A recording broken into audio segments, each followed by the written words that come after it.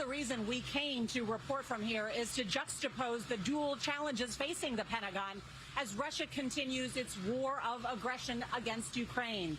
Well, today, China is calling for peace talks and a meeting between Chinese President Xi and Ukraine's Zelenskyy. So let's begin there with CBS's Charlie D'Agata on the ground in Kyiv.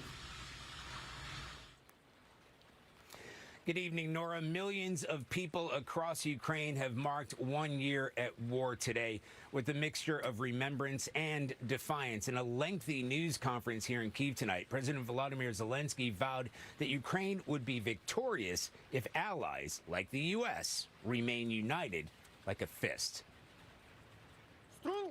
The terrifying explosions and air raid sirens that filled the skies around Kyiv exactly 1 year ago today replaced this morning by a deafening moment of silence in a solemn memorial honoring lives lost and saluting those still fighting for the survival of the country.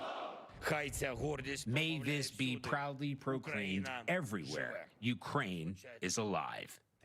That sense of unity reflected around the world. As the Ukraine war enters the second year of Russia's brutal invasion, the number of dead and wounded on both sides of the conflict is in the hundreds of thousands, a statistic almost impossible to comprehend. But not for Serhiy Perebinyas.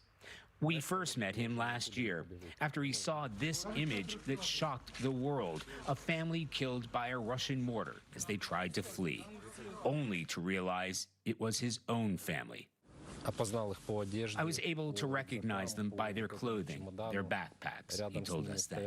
His wife, Tatiana, 18-year-old son, Mikita, 9-year-old Elisa, who loved to dance.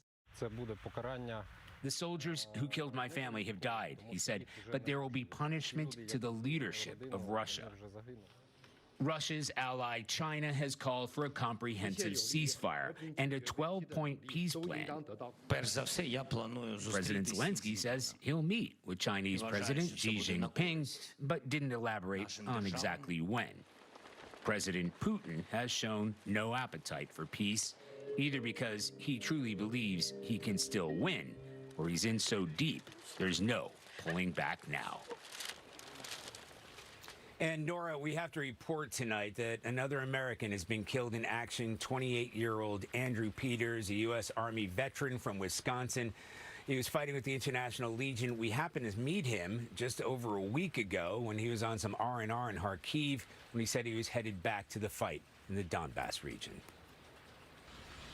And our condolences to his family. Charlie D'Agata, thank you.